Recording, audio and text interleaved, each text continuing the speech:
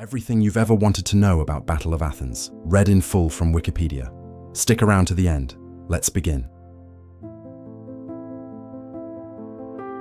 Background.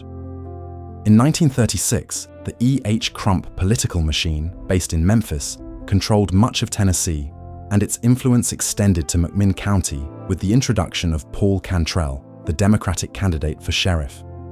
Cantrell, who came from a wealthy and influential family in nearby Etowah, tied his campaign closely to the popularity of the Roosevelt administration. Cantrell won over his Republican opponent in what came to be known as the vote grab of 1936. Paul Cantrell was re-elected sheriff in the 1938 and 1940 elections, and was elected to the state senate in 1942 and 1944, while his former deputy Pat Mansfield was elected sheriff to take his place. In 1941, a state law reduced political opposition to Crump's officials by decreasing the number of voting precincts from 23 to 12 and reducing the number of justices of the peace from 14 to 7, including 4 Cantrell men. The sheriff and his deputies were paid under a fee system, whereby they received money for every person they booked, incarcerated, and released. Tourists and travelers were targeted because of this fee system. Buses passing through the county were often pulled over, and passengers were randomly ticketed for drunkenness, regardless of their intoxicated state. Between 1936 and 1946, these fees amounted to almost $300,000, equivalent to $3,700,000 as of 2024. Cantrell engaged in electoral fraud, achieved primarily by intimidating voters who voted against him, manipulating the poll tax, and allowing ineligible people to vote. It was common for votes from dead voters to be counted also. The U.S. Department of Justice had investigated allegations of electoral fraud in McMinn County in 1940, 1942, and 1944, but without resolution. The political problems were further entrenched by economic corruption of political figures who enabled gambling, bootlegging, and other illegal activity. Ex-convicts were often appointed as deputies, as most of the county's young men were off fighting World War II. These deputies furthered the political machinations, exerting control over the citizens of the county. Control also extended to the newspapers and schools. When asked if the local newspaper, the Daily Post-Athenian, supported the GIs, veteran Bill White replied, "No, they didn't help us none." White elaborated, "Pat Mansfield had complete control of everything, schools and everything else. You couldn't even get hired as a school teacher without their okay or any other job." During the war, 2 servicemen on leave were shot and killed by Cantrell supporters. Servicemen from McMinn County heard of what was going on and were anxious to return home and do something about it. According to a contemporaneous article by Theodore H. White in Harper's Magazine, one veteran, Ralph Duggan, who had served in the Pacific in the Navy and became a leading lawyer post-war, thought a lot more about McMinn County than he did about the Japs. If democracy was good enough to put on the Germans and the Japs, it was good enough for McMinn County too. When McMinn County's GIs were demobilized and returned home, they were targeted by the deputies. One GI reported, "A lot of boys getting discharged were getting the mustering out pay. Well, deputies running around 4 or 5 at a time grapping sick up every GI they could find and trying to get that money off of them. They were fee grabbers. They wasn't on a salary back then." In the August 1946 election, Paul Cantrell ran again for sheriff, while Pat Mansfield ran for the state senate seat. Stephen Byram, a local historian, speculates that the motive for this switch was an attempt to spread the graft. White, meanwhile, claims the reason for the swap was because they thought Cantrell stood a better chance running against the GIs. The GIs were more hostile towards Sheriff Mansfield and his deputies rather than against Cantrell, whose period as sheriff had been relatively benign. McMinn County had around 3,000 returning military veterans, almost 10% of the county's population. Some of the returning veterans resolved to challenge Cantrell's political control by fielding their own nonpartisan candidates and working for a fraud-free election. A veterans-only meeting was called in May 1946, and a nonpartisan slate of candidates was selected. White described the veterans' motivation. "There were several beer joints and honky-tonks around Athens. We were pretty wild. We started having trouble with the law enforcement at that time because they started making a habit of picking up GIs and fining them heavily for most anything. They were kind of making a racket out of it. After long, hard years of service, most of us were hardcore veterans of World War II, We were used to drinking our liquor and our beer without being molested. When these things happened, the GIs got madder. The more GIs they arrested, the more they beat up, the madder we got. GI non-partisan league members were careful to ensure their list of candidates matched the county's electoral demographics, choosing 3 Republicans and 2 Democrats. A respected and decorated veteran of the North African campaign, Knox Henry, ran against Cantrell. Large contributions from local business people well-funded the GI's campaign, although many of McMinn County's citizens believed the election would still be rigged. The veterans capitalized on this belief with the slogan, "Your vote will be counted as cast." Well aware of Sheriff Mansfield and his associates' methods, a fighting bunch was organized by White to keep the thugs from beating up GIs and keep them from taking the election. White created his organization carefully, he later recalled. "I got out and started organizing with a bunch of GIs. Well, spirits. I learned that you get the poor boys out of poor families, and the ones that was frontline warriors that's done fighting and didn't care to bust a cap on you. I learned to do that. So that's what I picked. I had 30 men, and I took what mustering out pay I got and bought pistols. And some of them had pistols. I had 30 men organized." As a part of the election, Sheriff Mansfield hired more than 200 deputies, most from neighboring counties and some from out of state, for $50 a day, equivalent to $826 in 2025. Initial confrontations. Waterworks polling place. The county election polls opened on August 1, 1946. Normally, there would be about 15 patrolmen on duty for the precincts, but about 200 armed deputies were on patrol for the election, many of them from other counties and states.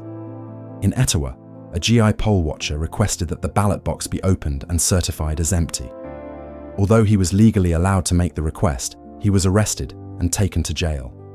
In Athens, Walter Ellis protested irregularities in the election and was also arrested and charged with what was explained to him as a federal offense. Around 3 p.m., CM Windy Wise, a patrolman, prevented an elderly African-American farmer, Tom Gillespie, from casting his ballot at the Athens Waterworks polling place. When Gillespie and a GI poll watcher objected, Wise struck Gillespie with brass knuckles, which caused Gillespie to drop his ballot and run from the deputy. Wise then pulled his pistol and shot Gillespie in the back. Gillespie survived the shooting and was taken to jail.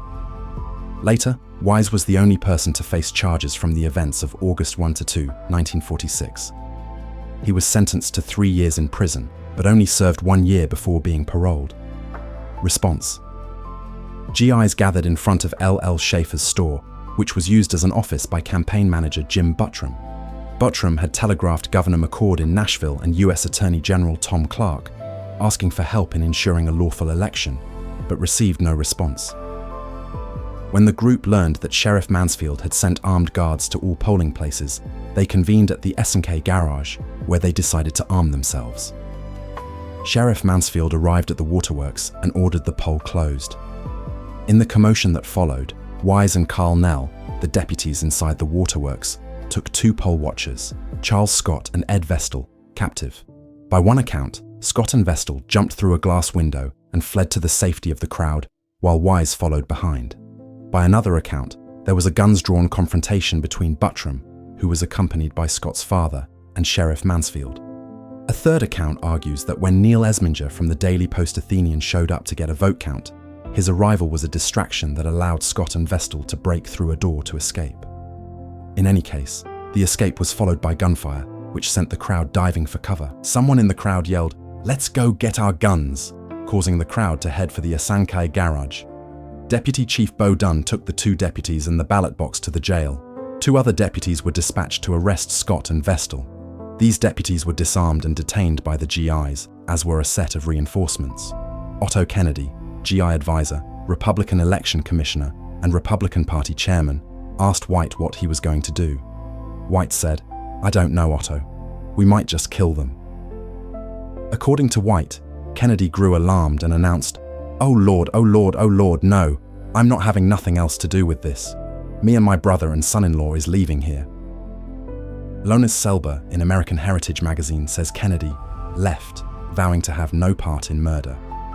The crowd and most GIs left. The remaining GIs took the 7 deputies turned hostages to a wooded area 10 miles from Athens, stripped them, tied them to trees, and beat them. 12th Precinct polling place. At the 12th Precinct, the GI poll watchers were Bob Harrell and Leslie Dooley. Mansfield man minus Wilburn commanded the polling place. Wilburn tried to allow a young woman, whom Harrell believed was underage, to vote. She had no poll tax receipt and was not listed in the voter registration. Harrell grabbed Wilburn's wrist when he tried to deposit the ballot in the box. Wilburn struck Harrell on the head with a blackjack and kicked him in the face. Wilburn closed the precinct and took the GIs and ballot box across the street to the jail. Harrell was brutally beaten and taken to the hospital. In response to taunts from the deputies and the events of the day, White told his lieutenant, Edsel Underwood, to take 5 or 6 men and break into the National Guard armory to obtain weapons. The GIs took the front door keys from the caretaker and entered the building. They then armed themselves with 70 rifles, 2 Thompson submachine guns, and ammunition. Lone Selber says White went for the guns himself. White then distributed the rifles and a bandolier of ammo to each of the 60 GIs. Polls closing. As the polls closed and counting began, minus the 3 boxes taken to the jail, the GI-backed candidates had a 3-to-1 lead. When the GIs heard the deputies had taken the ballot boxes to the jail, White exclaimed, "Boy, they doing something. I'm glad they done that. Now all we got to do is whip on the jail." Recognizing that they had broken the law and that Cantrell would likely receive reinforcements in the morning, the GIs felt the need to resolve the situation quickly. The deputies knew little of battle tactics, but the GIs knew them well. By taking up positions on the second floor of a bank across the street, the GIs were able to return fire on the jail from above. By 9:01 p.m., Paul Cantrell, Pat Mansfield, George Woods, Speaker of the State House of Representatives and Secretary of the McMinn County Election Commission, and about 50 deputies were in the jail, allegedly rummaging through the ballot boxes.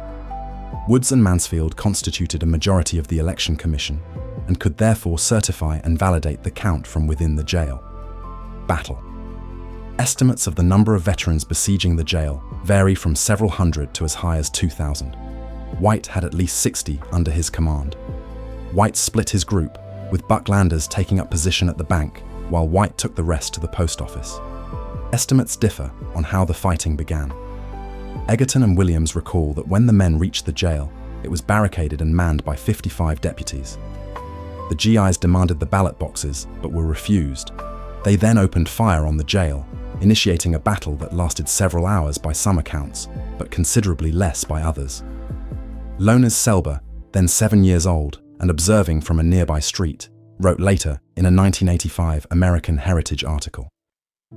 Opinion differs on exactly how the challenge was issued.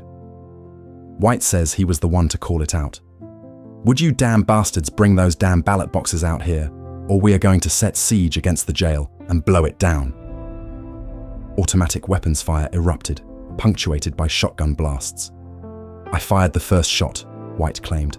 "Then everybody started shooting from our side." A deputy ran for the jail. "I shot him, he wheeled and fell inside of the jail." In 2000, White claimed he said, "Boys, I'm going to tell them to bring the ballot box out of there, and if they don't, we're going to open up on them." I hollered in there. I said, "You damn thief grabbers, bring them damn ballot boxes out of there." That's just what I said. He didn't make a move down there, and finally, one of them said, "By God, I heard a bolt click." Down there, one of them grabbers did, you know. They started scattering around, and I had a pistol in my belt with a shotgun. I had a shotgun and a rifle, and I pulled the pistol out and started firing down there at them. Well, when I did that, all that whole line up there started firing down there in there. A lot of them got in the jail. Some of them didn't.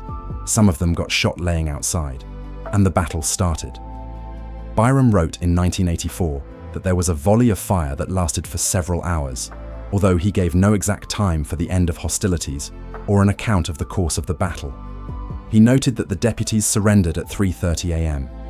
The day after the battle, the New York Times reported a sheriff had been killed, and that the shooting had started with a shot through a jail window, and with the GIs demanding the release of the hostages. The deputies refused the release, and the siege ensued. The Times source was Lowell F. Arterburn, publisher of the Athens Post-Athenian. Arterburn reported shots being fired, 2,000 persons milling around, and at least a score of fistfights were in progress. White's group, thwarted an attempt by deputies outside the jail to reinforce or take refuge in the jail. Some people in the jail managed to escape through the back door. One of the escapees was George Woods, who had telephoned Birch Biggs, the boss of next-door Polk County, requesting that Biggs send reinforcements to break the siege. Biggs replied, "Do you think I'm crazy?" The GIs were faced with either winning before morning or going to jail. Rumors spread that the National Guard or state troopers were coming. White made hourly demands for surrender. The GIs attempted to bombard the jail with Molotov cocktails, but were not able to throw them far enough to reach the jail. The GIs decided to resort to dynamite. At about that time, an ambulance pulled up to the jail. The GIs assumed it was called to remove the wounded and held their fire. 2 men jumped in, and it sped off, carrying Paul Cantrell and Sheriff Mansfield to safety. The dynamite was then deployed. White said, "We'd put 2 or 3 sticks of dynamite together and tape it together and put a cap in there and a fuse. And we'd rear back and throw them. Well, we couldn't get them all the way to the jail, but we got them out to them cars. They'd blow them cars up in the air and turn them over and land them back on the top. Several cars down there were blowing up. That first bomb landed under Bob Dunn's cruiser, flipping it on its back." White knew the GIs had to do better. I said, "We're going to have to get some charges up there on that jail." I said, "Make a couple charges there. We'll go down there and we'll place some charges." So I made up a couple charges, and I crawled up and put a charge on the jailhouse porch. 1 charge destroyed Mansfield's car, 1 landed on the jail porch roof, and 1 went off against the jail wall. The bombs caused some damage to the jail and scattered debris. American Heritage states, "In the end, the door of the jail was dynamited and breached. The barricaded deputies, some with injuries, surrendered, and the ballot boxes were recovered." The New York Times reported the night was bloody and that it ended after the GIs detonated 3 homemade demolition charges. End of the battle and vote counting. How the fighting ended is also disputed. Byram reported, "By 3:30 a.m., the men holding the jail had been dynamited into submission, and by early morning, George Woods was calling Ralph Duggan to ask if he could come to Athens and certify the election of the GI slate." White reported that, when the GIs broke into the jail, they found some of the tally sheets marked by the machine had been scored 15-1 for the Cantrell forces. When the final tally was complete, Knox Henry was declared the winner of the election. During the fight at the jail, rioting had broken out in Athens, mainly targeting police cars. This continued after the ballot boxes were recovered but subsided by morning. The mob also destroyed the automobiles of the deputies, many bearing out-of-state plates. During the disorder, the mayor of Athens was on vacation, and the city policemen were nowhere to be found. The morning of August 2nd found the town quiet. Some minor acts of revenge happened, but the public mood was one of euphoria that had not been experienced in McMinn County in a long time. Governor McCord initially moved to activate the National Guard, but quickly rescinded the order. The GIs called a meeting in the courthouse to certify the election. The approximately 400 people in attendance elected a special committee to preserve law and order, headed by Methodist minister Bernie Hampton and joined by C.A. Anderson and Gobo Cartwright of the Businessmen's Evangelical Committee.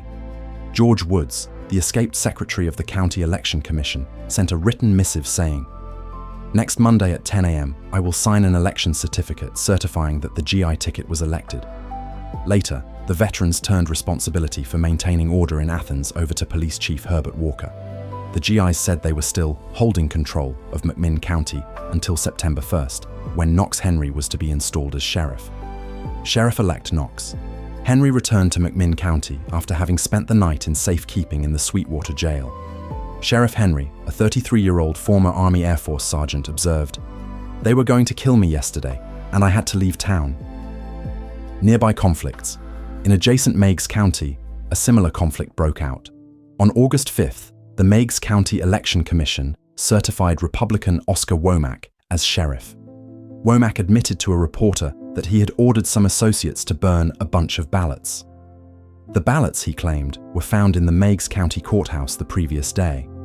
The Chattanooga Times reported that Sheriff J.T. Pettit claimed the Peakland ballot box was taken at gunpoint by Womack and companions from the county clerk's office the day before the ballot burning.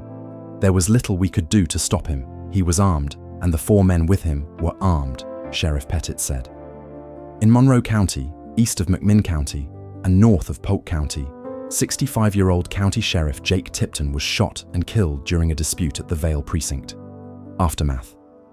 The recovered ballots certified the election of the 5 GI non-partisan league candidates. Among the reforms instituted were a change in the method of payment and a $5,000 salary cap for officials. Gambling houses colluding with the Cantrell regime were raided and their operations demolished. Deputies of the prior administration resigned and were replaced. The ballots, when tallied, proved a landslide for the GI non-partisan league. George Woods, Speaker of the State House of Representatives and Secretary of the McMinn County Election Commissioners, was marched into the county courthouse under the guard of ex-GIs. Woods had fled after the gun battle. League member Knox Henry received 2,175 votes against 1,270 for Sheriff Cantrell. The league also won the other races. Frank Carmichael won as trustee 2,194 to 1,270. George Painter won the county clerk race 2,075 to 1,198. The circuit court clerk broke 2,065 to 1,197 for Charles Pickett. White was made a sheriff's deputy. They put me in as a deputy because one of the reasons they put me in as deputies was to scare them GIs. Laughs. They wanted me to control the GIs, which they did. They fired into them people's houses and everything else. And that was my job, to get out there and keep the GIs straight, and I did. I had 16 fights in one weekend, fighting GIs, keeping them from shooting them people's houses and beating up people. My fists got so sore I couldn't stick them in my pocket. If you fight them with your fists, they had respect for you, but you didn't use blackjacks or guns on them. If you did, they'd gang up on you and kill you. In early September, the fall of the county's political machine was followed by the resignation of Athens Mayor Paul Walker and the town's 4 alderpersons. The resignations came after a nighttime shotgun blast through the front of Alderman Hugh Riggs' home and were met with popular approval. The McMinn County veterans of foreign wars and American Legion posts had called for Mayor Walker to resign immediately after the gunfight. The Battle of Athens was followed by veteran movements in other Tennessee counties to promote a statewide coalition against corrupt political machines in the upcoming November elections. Governor McCord countered an attempt to form a non-partisan GI political league by directing the Young Democrats Clubs of Tennessee to recruit ex-GIs. The Crump organization, based in Shelby County, also worked against the nascent GI organization. A convention was held in Alamo, Tennessee, with the intention of establishing a new national party. The convention was discouraged by General Evans Carlson, USMC, who argued that the GIs should work through the existing political parties. The new GI government of Athens quickly encountered challenges, including the re-emergence of old party loyalties. On January 4, 1947, 4 of the 5 leaders of the GI Non-Partisan League declared in an open letter, "We abolished one machine only to replace it with another, a more powerful one in the making." The GI government in Athens eventually collapsed, the movement quickly faded, and politics in the state returned to normal. The non-partisan GI Political League replied to inquiries by veterans elsewhere in the United States with the advice that political violence was not the appropriate method of resolving political differences. That's the complete article. If you made it this far, you'll love the rest of the channel. Subscribe for a new Wikipedia deep dive every single day. The next video is on screen now, and if there's a topic you want narrated, drop it in the comments. Thanks for watching.